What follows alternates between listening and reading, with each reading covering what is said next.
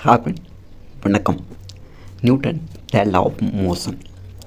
இது என்ன வாங்க பார்க்கலாம்.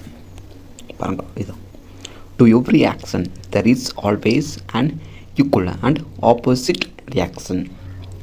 அதாவது இப்போ ஒரு பறவை பறக்குது, அது ரெக்கையை கீழமாக்க அடித்தாதான் அது மேலே போகும். ஓகேவா? ஸோ இந்த இடத்துல இது பண்ணுறது ஒரு ஆக்ஷன். ஓகேவா? இந்த ஆக்ஷனுக்கு ஈக்குவலாகவும் ஆப்போசிட்டாகவும் தான், இதுக்கு ஆப்போசிட்டாகவும் ஒரு ரியாக்ஷன் இருக்கும் அப்படின்னு சொல்கிறாங்க. ஓகேவா? ஸோ அதுதான் Newton third law. Okay friends, இப்போது இந்த டெர்ம்ஸ்லாம் பாருங்கள்.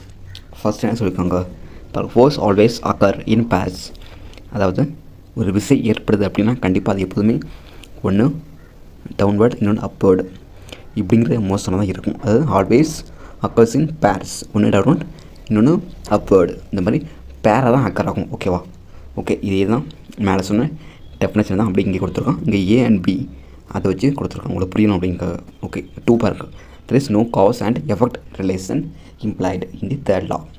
ஓகே, இந்த நியூட்டன் தேர்ட் லாவை பொறுத்த வரைக்கும் இந்த இடத்துல இந்த மோஷன், இந்த ரியாக்ஷன் எதுக்காக வந்துச்சு, என்ன காஸ், என்ன ரீசன், என்ன எஃபெக்ட், அதை சொல்ல வரல இவங்க வந்து. ஓகேவா? ஜஸ்ட்டு சொல்கிறாங்க, இப்படி ஒரு ஆக்ஷன் இருக்குது அப்படின்னா அதுக்கு ஈக்குவல் அண்ட் ஆப்போசிட் ரியாக்ஷன் இருக்கும் அப்படிங்கிறது சொல்ல வராங்க, அவ்வளோதான். ஸோ அப்படிங்கிறது இந்த ஸ்டேட்மெண்ட் மூலமாக சொல்லியிருக்காங்க. ஸோ இந்த ஸ்டேட்மெண்ட்டும் இதுவும் ஸ்டேட்மெண்ட் பேஸ் பண்ணி கொஸ்டின் கேட்கலாம். ஸோ தெரிஞ்சுக்கோங்க. இந்த 3 பாருங்கள். என்ன? Action reaction forces act on different bodies not on same பாடி. ஆமாம், உண்மையில் தாங்க. இப்போது ஏ ஒரு பாடி, பி ஒரு பாடி, ஸோ ரெண்டுமே டிஃப்ரெண்ட் பாடி தானே. 2 பாடிக்குலேயும் ஒரு ஃபோர்ஸ் ஏற்படும் போது தான் இந்த மாதிரி வரும். ஓகேவா? நியூட்டன் தேர்ட் லா சொன்ன மாதிரி வரும். ஸோ அதுதான் இங்கே சொல்லியிருக்காங்க. இந்த எஃப்ஏபி மைனஸ் எம் இருக்காங்க அப்படின்னா இதால் இந்த ஏவால் ஃபோர்ஸ் பி மேலே, பியால் ஃபோர்ஸ் ஏ மேலே. ஸோ அதனால தான் இங்கே மைனஸ் இருக்குங்க. ஓகேவா? அப்போ டவுன்வர்ட் இருக்கும்ல, அதனால தான்.